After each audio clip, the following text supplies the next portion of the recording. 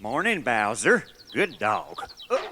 Well, Ma, somebody stole half our victuals during the night, and that dad-burned dog didn't even so much as whimper. Get out of here, you worthless creature. Land sakes, anything else missing, Pa? Not that I can tell. Well, look at here. My gold watch tweren't even touched. Now, how you figure that? It didn't take nothing of value, except in the food? Seems to be the case. I wonder who could have done it. Don't rightly know. You girls here see anything strange last night? No, Ma. Well, now don't that beat all? That thing that comes must have took it. That thing that runs through the thicket to the bottomland. Like some mysterioso Caliban. That thing that comes must have done it. That thing that shuns every junket may be ghost or a god.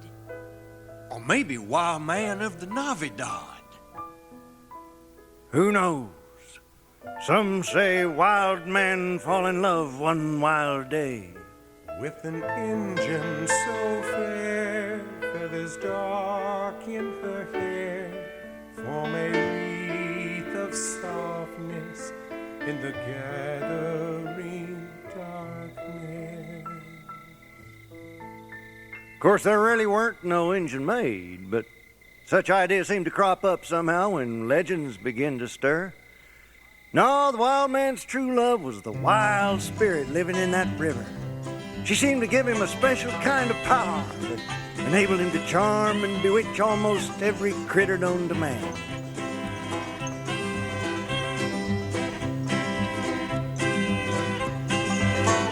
Cast his spell o'er all creatures, birds and beasts, be they slippery, slick or hairy, or thick with fleece.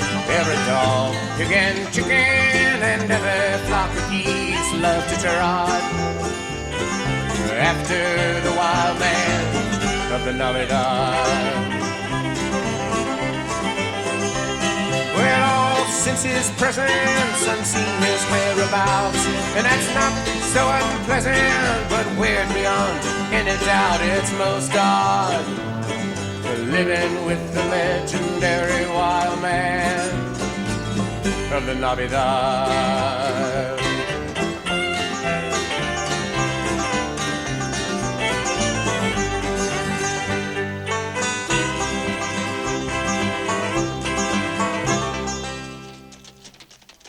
Sheriff, what are we going to do about that wild man? Well, I just don't know. Night before last, he run off with Luke Gibbons' plumpest hog and left some poor old scrawny long-stooted boar in her place. Dogs didn't even peep. Luke wanted to kill 'em, but figured they was bewitched. What you reckon we're dealing with here, Sheriff? Well, I'm a-looking at the situation this ways. I think we might have a troglodyte on our hands. Troglodyte? What's a troglodyte, Sheriff?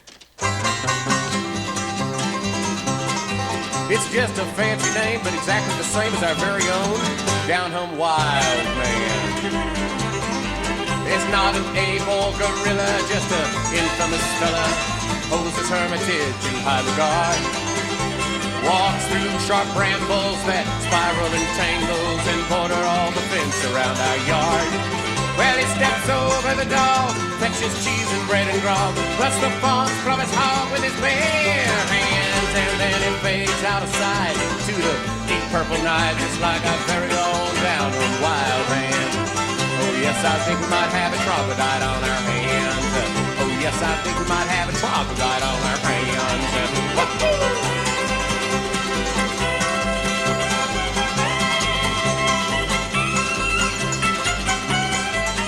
So some of the menfolk banded together and tried to hunt the wild man down. I even tried to lasso the critter, but he dodged my rope 3 times and ran like a rabbit into the brambles, so's I didn't catch nothing but a bunch of beggars' lice in my shafts. Well, what'd he look like? Oh, he had long hairs, flowed backwards when he ran, and a fierce, wild expression in his eyes, kind of like a crazy person. Do tell.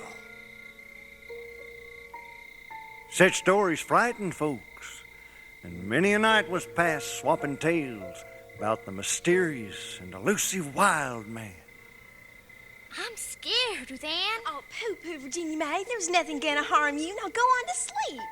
First, tell me some more about the wild man. Thought you said you was scared. I am, but I like it. Girls, you all hush your mouths and get on down to Sleepy Town. Night-night, Ma. Night-night, Ruth Ann. Night-night, Ma. Night-night, Virginia May. We love you. I love you too, girls. Now, nighty-night. Sometimes a long spell might pass without anyone seeing hide nor hair of him.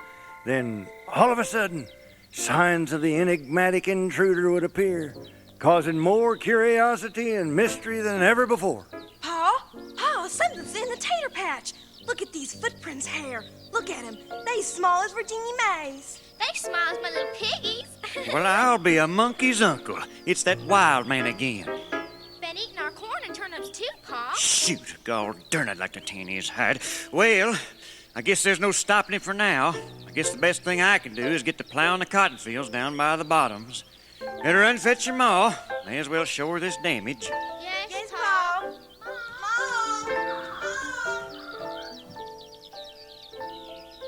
Paw Hall went to plow the bottomland and came back cussing like a drunken man. Blame things have been in my tater patch again. I swear I'm gonna get that gold darn. Remember, Pa, you're a Presbyterian. Well, the darn thing took my chain, and now I can't do a thing not know how. The darn sure can't plow. Well, that chain was heavy as a country ham. Darn thing weighed more than the darn wild man. Oh, for shame. He's to blame, and I'm aiming to tame him right fast and be the first in line to kick his wild... Pa, Yes. Moons after many days past, many young taters vanish alas. Many tomorrows turn into today.